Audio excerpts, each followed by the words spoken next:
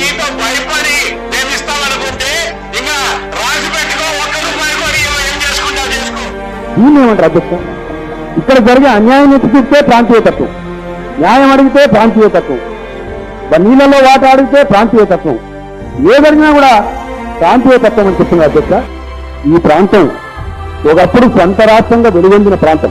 ఈ రోజు కూడా నేను ఇంతకుముందు బడ్జెట్ ఏదైతే చదివినో తెలంగాణ ప్రాజెక్టుల మీద ఏ విధంగా నిధులు కేటాయించి ప్రజలను మోసగించడానికి మీరు ప్రయత్నం చేస్తున్నారో మీ బండారం బయటపడది. ఇంకా ప్రజలు ఓర్చబడడానికి సిద్ధంగా లేరు. తెలంగాణ రాష్ట్రం సాధించుకొని వారి హక్కులను తెలంగాణ రాష్ట్రంలోనే పరిష్కరించుకుంటారు. మీకు ధన్యవాదాలు తెలియజేస్తూ నేను ముగిస్తా ఉన్న అధ్యక్ష. జై తెలంగాణ.